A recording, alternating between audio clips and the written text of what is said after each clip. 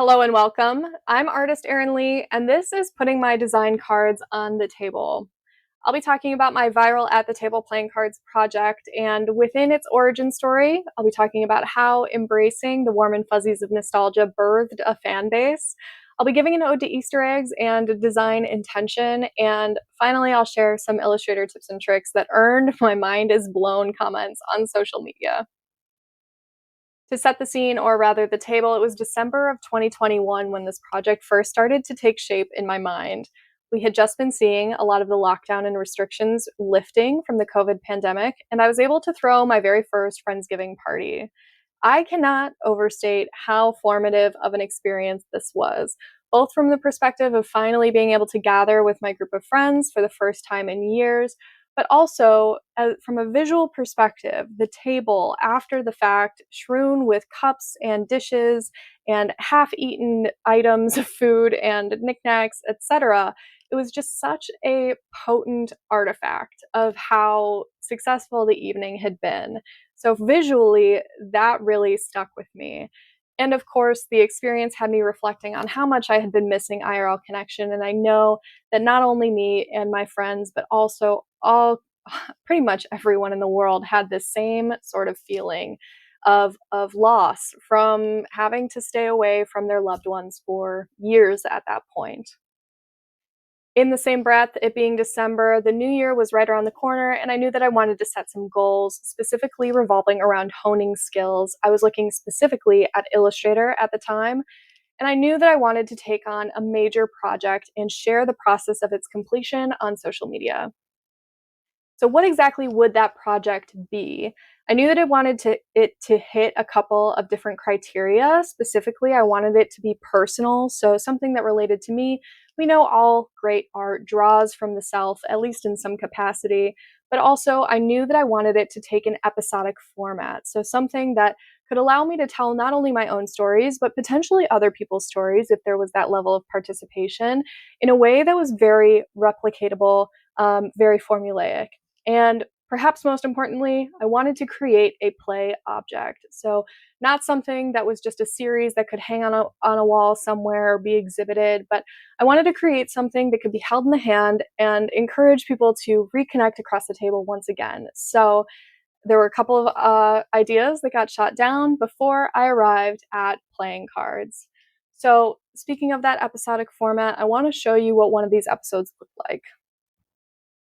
My family and I have always loved playing a board game after dinner. Our favorite being Cluedo. We all like to stick with one character, myself playing Colonel Mustard, my sister playing Miss Scarlet, my mom playing Mrs. Peacock, and my dad playing Reverend Green. Over time, we have become completely loyal to our characters. We're also really competitive, and we each have our own different techniques we use to try to outsmart each other. Unfortunately, even though I don't like to admit it, my mom is easily the best at Cluedo, and often wins. We're all very curious to know how she does it. The game always ends with a race to guess first, and a tension-filled moment when the cards are revealed and we can finally find out who done it.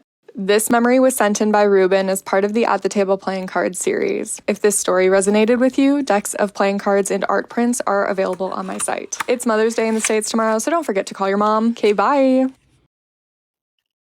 So that was one episode. Fast forward over a year and the deck is complete. This is what it looks like. So 52 custom illustrated card fronts, several card backs, and several Joker designs come together to form 3 different decks of cards, all at varying levels of production quality.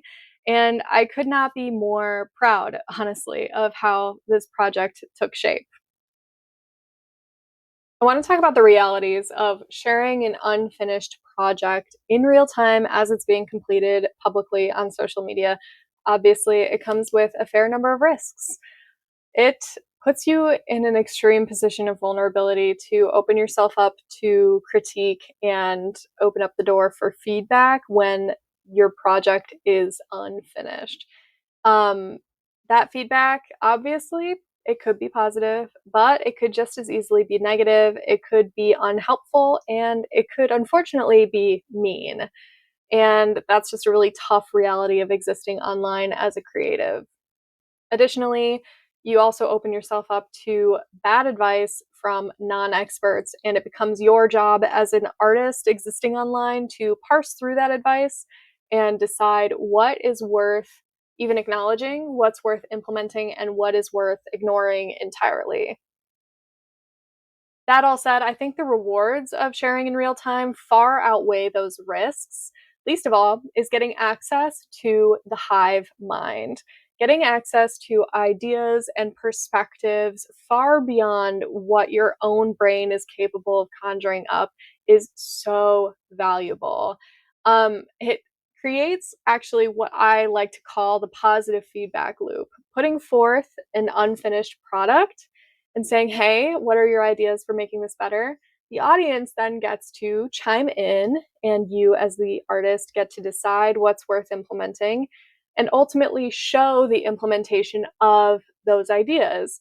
In return, the audience then gets to feel like they've been seen and like they've been heard and like they are a part of the project itself.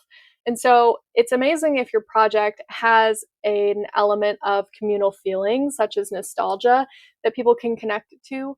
But it's even better if they can also connect on the level of being within the project itself, how it comes to fruition, and essentially be able to see themselves in the process itself. Of course, this causes lingering thought. People get to imagine, hey, how do I fit into this project?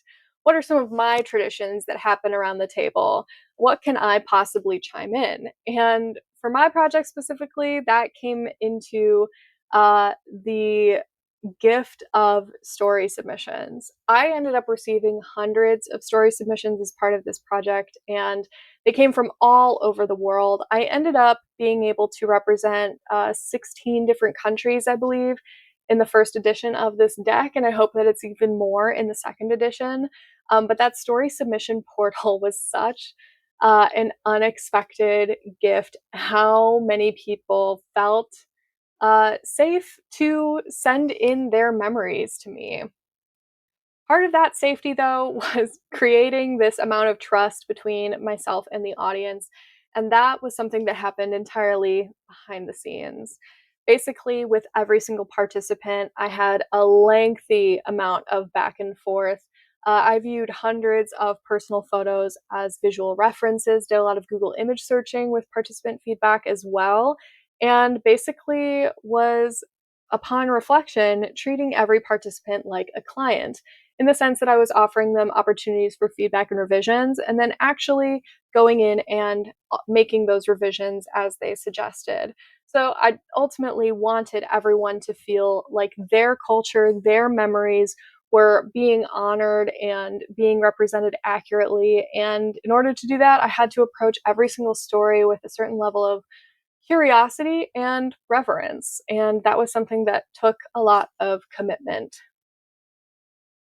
With that, like I said, happening behind the scenes, there's plenty of stuff happening in front on the screens, being published live on social media, and it all is very strategic. So, what do I mean by show and tell? These are the things that you can show visually and talk about to really like hammer home the messaging. So within this category, I would put derivative content. Anytime anybody asked a question or expressed a curiosity on social media, being able to respond to those comments with derivative content became so crucial in offering windows deeper into the project. In my case, I shared so much tutorial content. Anytime anybody asked how to execute a thing that they saw happen in one of the episodes, I was happy to break it down in a tutorial. I also did a lot of closer looks. My Illustrator files look kind of insane, and so being able to zoom super, super far in, make certain layers invisible or visible, and really like get behind the scenes in the creative process like that, I thought was a really rewarding thing to share. I also offered different variations of certain cards. Did multiple colorways, for example, and took audience polls on what the preference was, which direction to go. And finally, anytime anybody had any curiosity about the mental rationale that went behind certain design decisions, I was happy to elaborate on that as well. I think even more importantly than derivative content is a good way to get deeper into the material. But like I said, with that positive feedback loop earlier, showing and telling the implementation of community suggestions is so crucial. It's not just showing you implementing, but you also have to be able to give credit at every single opportunity. So, some examples of that: very, very early on in this process, I had a lot of people asking for lefty numbers. And what they meant was a corner index in every single corner of the card so that the cards could be fanned in either direction and you would still know what cards you're holding. I didn't realize as a righty that left-handed people, if they're fanning with one hand, they fan in the opposite direction, and it makes it so that only the top card is visible. That's not very helpful when you're playing cards. So I thought that this suggestion was really cool and a really neat opportunity to add an element of accessibility within the deck as well. So I was loud about the implementation of this one. Additionally, at the very beginning of this project, I wasn't really sure how the stories were going to be divided between the cards until somebody suggested doing themes for each of the card groupings. So this example here, you see the threes are all board games, but I was really just looking for a way to create harmony within each of the number groups. So if you're holding four of a kind, they each look like they belong together. And assigning story themes to each of the numbers was just a no-brainer, and I was shocked that I honestly didn't think of it myself, but I was happy to give credit for the audience suggestion on this one as well.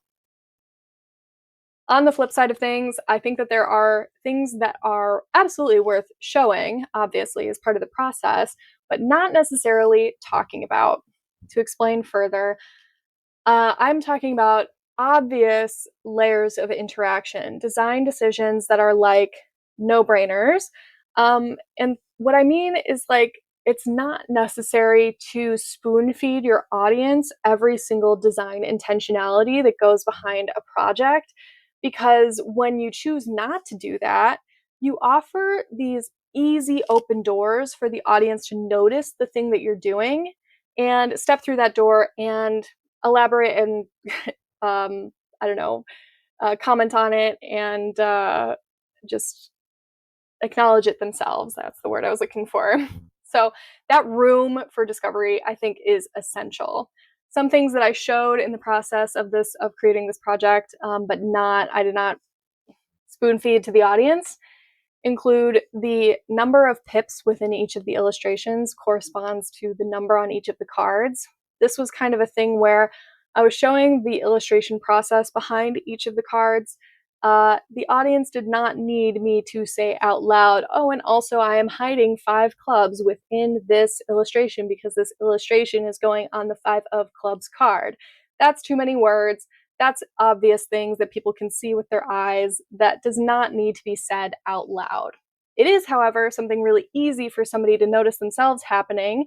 Say, hey, oh my gosh, there are 5 clubs on that 5 of clubs card. That's so cool. I love that you did that. And that's something that's consistent throughout the entire deck. Another example of things that I did not feel the need to spell out for audience members is the phrases on each of these cards. They all tie back to the stories that influenced the card design. So the um, episode that you saw earlier, the format is story being told, audio, and then the visual of the illustration being made. So the audience already knows what the story is. They don't need a breakdown verbally of what the phrases are. And then even with these cards that have phrases not in English, there are English translations on the flip side of the cards. So it just would have been redundant. Finally, the choice to do rotationally symmetrical court cards was one that I did not feel the need to spell out for the audience. Just like on traditional court cards, where you have portraits of the jacks, queens, and kings, and they are rotationally symmetrical so that you can view them the same no matter how you're holding the cards. I knew that I wanted my court cards to have the same effect, so I chose to make mine rotationally symmetrical. Did not feel the need to spell that out for the audience because ultimately I had plenty of people in the comments saying, oh, are those symmetrical? I like how these are the only symmetrical cards. That's so smart. Easy layers of interaction, an open door for the audience to step through. Present secrets make future Easter eggs. what I mean by this is when you have a large scale project, there are going to be so many minute details that are being thought about, that are being executed, that are being put into the project that, like the last few examples, don't need to be said out loud, at least not immediately. And the strategy behind this, the thought behind it, is it offers an opportunity to re-engage the audience at a later date when these things are revealed. So, some examples: these dice that are in the borders of the cards around the illustrations, they have dice on them. The dice either have 1 dot or 2 dots, depending on whether or not you're holding a first edition or a second edition card. And that's something that'll continue as hopefully more editions of this deck are created down the line. Likewise, the borders around the illustrations are references to tablecloths. They're not just, patterns chosen at random, but they have specific references. This is something that maybe somebody who has the deck might show a loved one and be like, hey, this cool, feature. Oh, did you know that these are tablecloth references? It's this like neat little piece of insider knowledge. And finally, my favorite Easter egg in the entire deck is the fact that as the numbers increase on the cards, the complexity of the illustrations also increase, and it creates a sort of data visualization based on card value.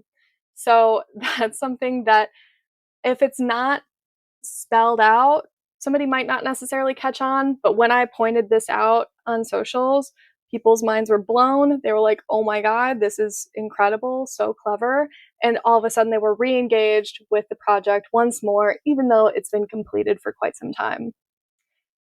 Now, I think it's time to get into some Illustrator tricks. First, I'm going to show you the trick that went absolutely so viral the very first time I shared it. It is how to make a heart in like literally 10 seconds. With the pen tool, I have the stroke window up. I'm going to set my stroke to 10, and I'm also going to change my end caps to the round end caps. Then again, with the pen tool, I am clicking and holding shift and dragging to get that perfect 45-degree angle, and then using the guide there to make sure that those end at the same point. I have a V created. Then with the stroke window, I'm going to hold shift so that this goes a little faster. I'm just going to increase this until we have a heart. Honestly, mind-blowing when people first saw this. But if we want to take it a step further, I want to show you the hearts that I drew on the Eight of Hearts Club. They have it's sort of a nested stroke is what I'll call it. And to get that effect, it's actually really easy as well. No offset path, none of that. I'm just going to use the appearance window. We'll change that first stroke down to 40. And then with that selected, I'm going to option click and drag it down to duplicate it. This will cause it to go underneath that first stroke. I'm going to change the color to tan or beige, and then we'll do 40 times 3. Did you know that you could type in any equation into the number fields in Illustrator? They will do the math for you. I've always thought that was kind of cool, but if we take that 40-point stroke again in red, drag it down once more so that it's on bottom, we can then do 40 times 5 to create another layer of stroke. Then with the tan one selected, option clicking to drag it down and duplicate it, we do 40 times 7 to get one more layer of stroke. And then finally, we'll do the 40 one more time in red, all the way to the bottom. 40 times 9 gives us our final layer. And what's cool about this is it has applications beyond just this heart. Like if I change this to the curvature tool, I can essentially make it a really interesting graphic effect by using this nested stroke technique that has always just been like a really cool sort of shortcut. But on to illustrating food away from graphic elements and into the realistic. My secret has always been blending modes. We no longer need appearance or stroke available. Let's take a look at some food illustrations.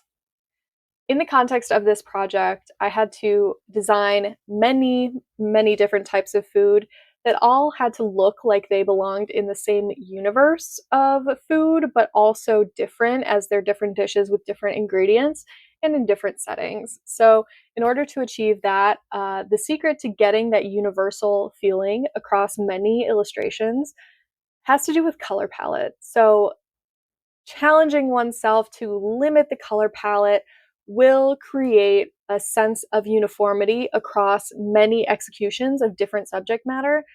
That limiting color palette will be essential to that. But in order to illustrate realistic food, you need more colors than just this. So the secret becomes blending modes, which let's take a look at some that I like to use. If we look at one single noodle here, this looks crazy. We can admit that. Um, but to break it down, let's start at the bottom. The color on the left here is one directly from my color palette. The color on the right is with a blending mode activated. So this first base is just a flat color. The second color is this, I don't know what you would call this brown color, with a hard light blending mode, which turns it into a yellowish tint. Then, if we open up this dark blue color, which has no place in pasta whatsoever, and change the blending mode to a soft light, then it becomes more like a shadow. Then, if we go back to this horrible beige that again doesn't look like it belongs in food and change that blending mode to a hard light, it becomes more like a highlight. And finally, if we want to add some saucy red tint, we can then change that to a soft light as well. So that is what goes into one single noodle. To get an entire dish of bolognese like this, it requires a lot more layering than just that. So let's break it down. I'm gonna make these layers a little bit less visible and start at the bottom. We have a plate and we have some sauce, which of course is in itself using a blending mode. The beauty of blending modes is it tells Illustrator what colors to show visually based on what colors are beneath the one that you're working with. And so it creates the color interactions, is what I'll call them. And so with that first layer being sauce, already we don't need a flat color using a blending mode there. Let's open it up to a bottom layer of pasta and meat. And these meat chunks are using the same sort of construction as the pasta, where it's many layers of different colors within this palette using blending modes to achieve that look of ground meat. The next layer is what I'll call a filter. It's a shape over the stuff that we've already put down to make it all a little bit darker, a little bit warmer, and create a sense of depth within the bowl. So that's another layer right there. Then we have a middle layer of pasta here, which might I add, these noodles, I think there are maybe 5 different noodle shapes total. They're all just duplicated, rotated, reflected to look like different pasta shapes. Yeah, I think I only illustrated like maybe 3 different meat chunks and 3 different noodles, or 5 different noodles, whatever it may be. On top of that middle layer of pasta goes another filter. This one is a little bit red tinted, a little bit more subtle, and that's to really just increase the sauciness of the dish. And then we add the utensils. And then to make the utensils feel like they're integrated within the illustration, a final layer of noodles. So you can see how crazy that all looks, where every single noodle is made up of a bunch of shapes, many layers of colors using various blending modes. And then there are many, many layers of noodles and meat and sauce and utensils, etc. And that's just one illustration of 52. And because it's satisfying, I'll show you the outline view. This is what that looks like, which, is actually on the lower end of chaos compared to some of the other ones that I've done for this deck.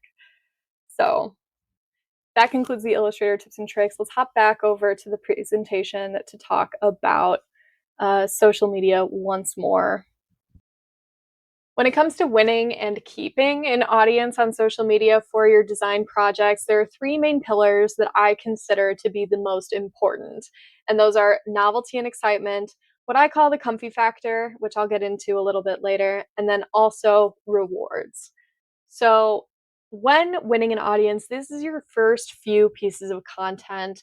It needs to hit on these three things. In novelty and excitement, my project had a high level of visual spectacle. People had not really seen Illustrator being used in this way on social media. And often the process of watching this illustration unfold was satisfying enough to win people in with just a visual hook. When it came for the comfy factor, however, this is also important because you need to create uh, a sense of belonging within the content. So, this is where the type of project comes into play, at least in those first few pieces of content. For me, it was hammering home that shared relatable feeling, that element of nostalgia, this like ability for the audience member to see themselves within the project. And then in the category of rewards, whenever anybody gets served a piece of content to their feed and they feel like they're early to something, get a sense of bragging rights for that level of discovery. Like, ooh, I'm early to this. I can tell it's going to be big. And that is in sort of intrinsic reward for audience members. But then you, as the creator, can continue those rewards by being interactive in the comment sections of your videos. So chiming in, thanking people for the support, thanking people for good ideas, and really engaging in this back and forth when it comes to feedback. Just in those first few pieces of content, this is essential. Now, when it comes to keeping an audience, we circle back to the novelty and excitement factor because every new piece of content needs something to keep the audience engaged.